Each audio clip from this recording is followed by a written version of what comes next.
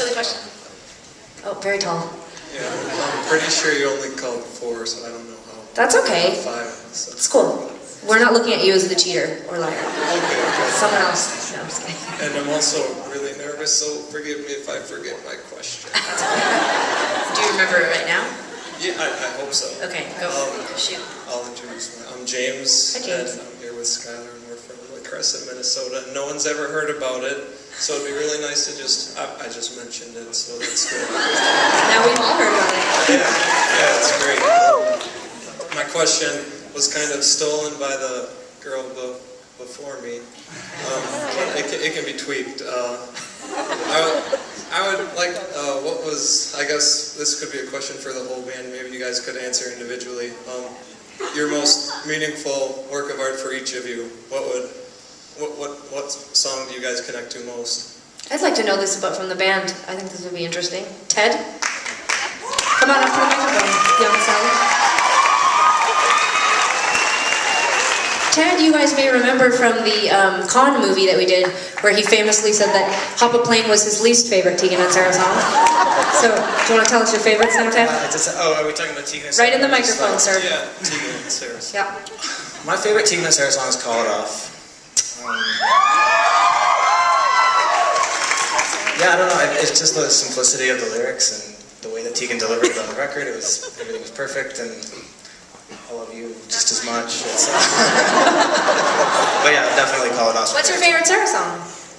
You don't have to do that. Probably So Jealous. Wow. Yeah.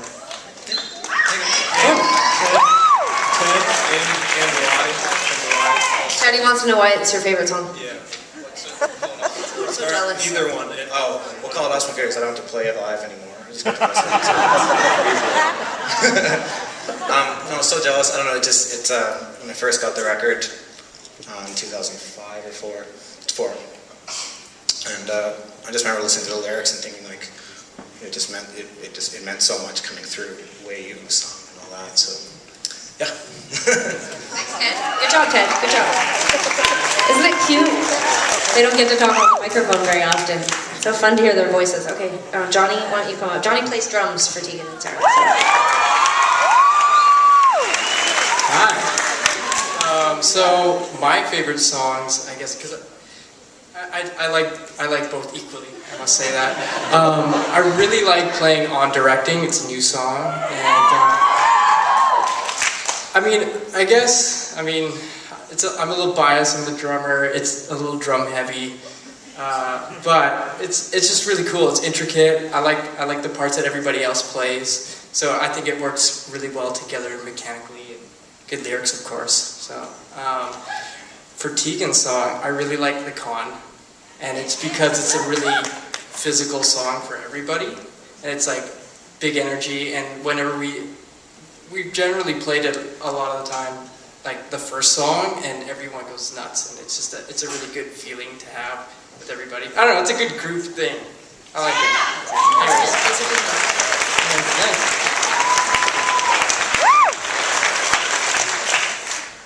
Hello. Lately I am... hi, my name's Sean. I play bass. And I've had this new love, especially since we started playing a lot more for Hop a Plane. That's to go against Ted. I love it, and I'm really enjoying it. But aside from that, completely opposite is Alligator is kind of my new personal favorite. And maybe because I memorized the dance move at home. I don't do it on stage, but Can you really do the whole thing? I shouldn't. No, don't do that. No. Anyway, I like it. Thanks, Sean. Thank you so much for your question. Truth can answer as well. Oh, we can too. Okay. Oh, thank you. That's important. Just like Johnny. I think everything Sara does is really great. It's hard for me to pick a favorite. We just put out a new song on iTunes called Sheets, which Sara and I wrote together, which is only the third song that we've ever released that we've written together, and I really like it. And Sara wrote the lyrics and the melody for it, and it's one of my favorites. It's pretty depressing, and we've never played it like together as a band. We haven't had any time to work on it, so we can't, sadly, but I really want to, and I hope, this is kind of like hijacking this question a little bit, but you know, what we're shooting tonight by asking questions, and you guys are being so amazing, by the way, and so patient through all of this, and we really appreciate it, because we want to put out a DVD with unconventional performances, and we want to include our fans as much as possible. Everyone puts DVDs out, and it's so boring, and we want to include you guys, so we're going to record all sorts of shows like this, but all over the world, and then we're going to put it out, so keep your eye out for it. But I was going to say that, you know, we're going to try to get more songs from our past. I heard lots of people calling out for my number in Frozen, and now Sheets and stuff, and we're definitely going to try to record songs that either people don't know that well or are really old, and try to reinvent them so that they're interesting again for us and for you guys. So, but yeah, I'd pick Sheets, just because Sarah and I don't write it. I don't know if people even know that, but you know, we've been writing songs since we were 14, and we've never written music together. Hi, I'm Tegan. Hey. But it's really weird, because we're, you know, up here performing together, but we write separately, so it's cool when we do stuff together. I think we get really excited about it, and so Sarah, your turn.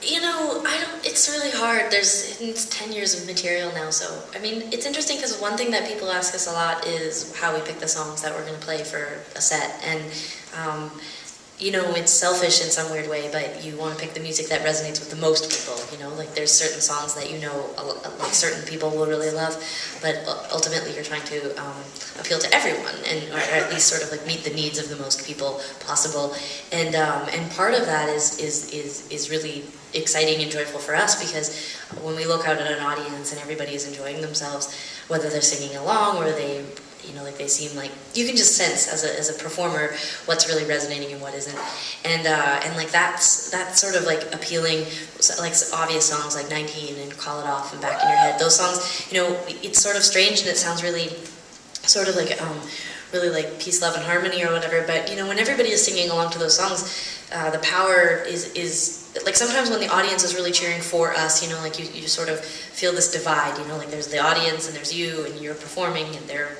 receiving that information in those songs and whatever, but sometimes when everybody is singing along, there really is sort of this moment where you transcend that boundary and you really feel like everybody is doing the same thing together. Like you feel like there's like a chorus of people doing exactly what you do, and this sounds so cheesy, but you almost feel like your band has suddenly become 700 more people, you know, and it's and it doesn't happen in every song, but it happens like it happens with those types of songs, you know, with Call It Off and 19 and Back in Your Head and all of those ones, and it feels like in those moments too, going back to what we were talking about earlier, it doesn't feel so much like people are looking at us like, not that these things are bad, but you're not objectifying us, you're not cheering for us, it's like suddenly you're lost in whatever it is that's important about that song to you in your own personal life. And those are the songs that are my favorite to play, is when I feel like the people in the audience are thinking about how the songs impacted them and what they mean to the people in the audience. And those, yeah, so those are the ones that I would pick.